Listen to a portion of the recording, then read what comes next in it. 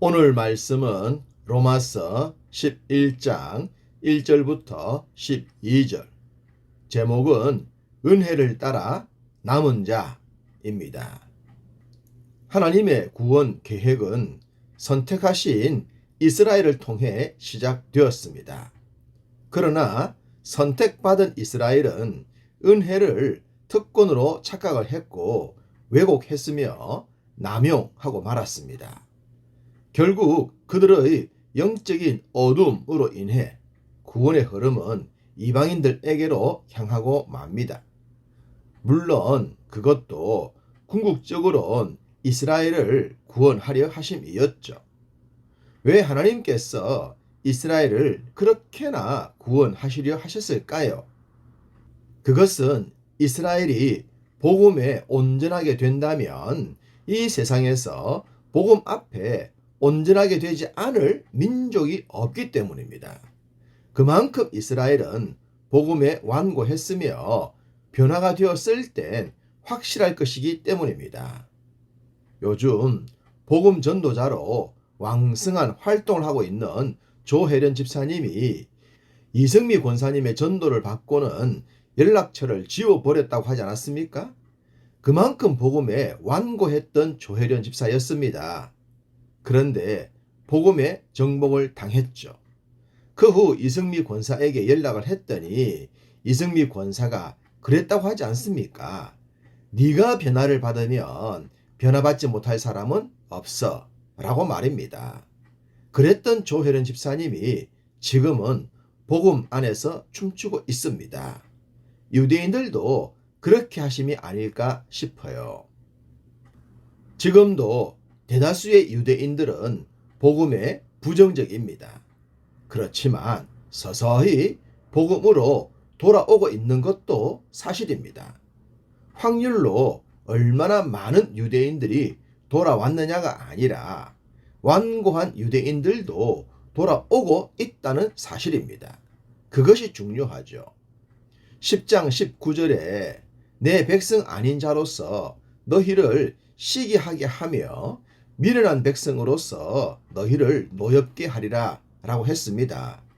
이방인들이 구원의 복을 받고 충만해지는 것을 보면 유대인들이 시기가 나서 믿게 될 것이라는 말씀이죠. 바울은 이방인들의 구원을 위해 유대인들을 향한 복음의 방향이 변했다는 것을 말합니다. 그렇지만 유대인들을 외면했거나 버린 것은 아니었죠. 그래서 이런 말을 한 것입니다. 1절 그러므로 내가 말하노니 하나님이 자기 백성을 버리셨느냐? 그럴 수 없느니라. 그렇죠. 결코 버림을 받을 수가 없는 이스라엘입니다. 동일하게 우리 중에 그 누구라도 버림받은 존재는 없습니다. 현재 아무리 완악하고 완고하더라도 말입니다. 때가 문제일 뿐이겠죠. 바울은 여기서 엘리야를 등장시킵니다. 구약에서 선지자를 대표했던 엘리야는 단 한 명의 선한 왕도 배출하지 않았던 북왕국 이스라엘을 향해 복음을 전했습니다. 당연히 그들 중엔 복음에 관심을 가진 자들이 없었겠죠. 그러다 보니 선지자를 대표했던 엘리야조차도 기가 빠지고 번아웃 상태에 빠질 정도가 됩니다. 엘리야가 이런 푸념을 하나님께 쏟아냅니다. 주여, 그들이 주의 선지자들을 죽였으며 주의 제단들을 헐어버렸고 나만 남았는데 내 목숨도 찼나이다 라고 말입니다. 혼자 외롭게 사투하다가 갑자기 허망해진 것입니다. 절대로 변하지 않을 것 같은 사람들 앞에서 자기 혼자 이렇게 사역하는 것이 무슨 의미가 있겠는가 라는 생각이 든 것입니다. 그때 하나님께서 어떤 말씀을 하셨습니까? 내가 나를 위하여 바알에게 무릎을 꿇지 아니한 사람 7,000명을 남겨두었다. 그렇습니다. 비록 내 눈에는 보이지 않지만 하나님의 복음에 마음의 문을 열고 하나님을 신뢰하는 자들이 있다는 사실입니다. 그들을 향해 하나님은 은혜로 택하심을 받은 남은 자라고 하십니다. 북한국 이스라엘의 왕들 중에 단 한 명도 선한 자가 없었지만 백성들도 모두 그런 것은 아닙니다. 얼어있는 땅을 뚫고 새싹이 나듯 영적 불모지에서도 하나님의 백성은 존재하는 법입니다. 지금의 유대인들도 동일하죠. 주의 십자가 사역이 2000년이나 지났지만 그들의 마음은 복음에서 멀지 않습니까? 그렇지만 그들 중에도 남은 자들이 있는 줄로 믿습니다. 다만 표시를 내지 않고 표시가 나지 않을 뿐이죠. 복음이 들려지면 어떤 영혼이라도 변화되게 되어 있습니다. 비록 그 숫자가 많지 않다고 하더라도 말입니다. 할렐루야. 8절 기록된 바 하나님이 오늘까지 그들에게 혼미한 심령과 보지 못할 눈과 듣지 못할 귀를 주셨다 함과 같으니라. 이런 말씀을 보면 마치 하나님께서 사람들의 마음을 의도적으로 완악하게 만드시는 것 같습니다. 마치 모세의 기적 앞에 바로의 마음을 완악하게 하셨다는 말씀처럼 말입니다. 그렇지만 그런 뜻이 아닙니다. 사람들의 마음이 완악해지는 것은 전적으로 자신들의 몫입니다. 믿게 하려는 주의 뜻과 믿지 않게 하려는 사탄의 뜻 중에서 자신들이 후자를 선택한 것입니다. 만약에 하나님께서 그런 자들에게 놀라운 기적으로 다 믿게 하신다면 인격적인 복음과 영접은 무슨 의미가 있겠습니까?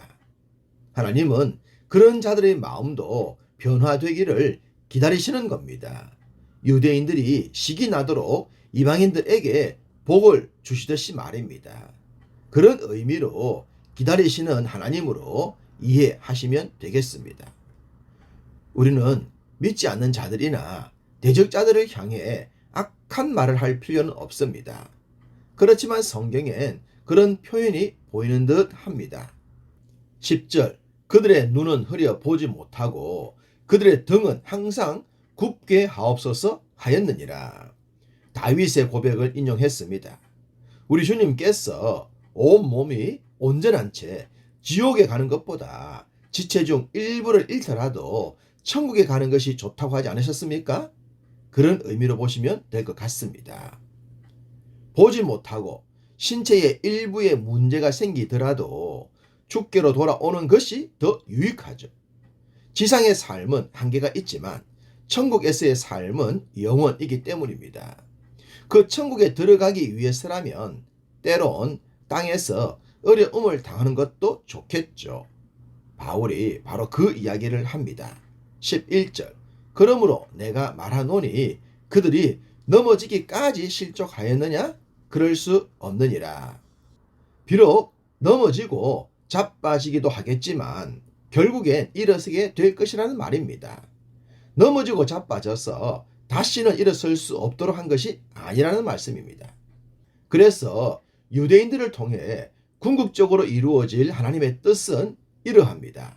그들의 넘어짐이 세상의 풍성함이 되며 그들의 실패가 이방인의 풍성함이 되거든 하물며 그들의 충만함이리요. 유대인들은 일종의 본보기입니다. 하나님의 역사를 가장 확실하게 보여줄 수 있는 모델 말입니다. 그들의 불신앙으로 인해 지금 온 땅이 복음의 은혜를 누리고 있습니다. 이 모든 것이 복음 때문임을 유대인들이 알 날이 올 것입니다.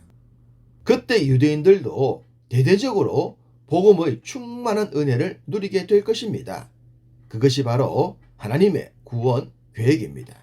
지금 우리는 복음의 은혜를 누리고 있습니다. 누구 때문이 아니라 그저 은혜입니다. 그 은혜의 복음 안에서 오늘도 범사에 충만하시기를 간절히 소망합니다.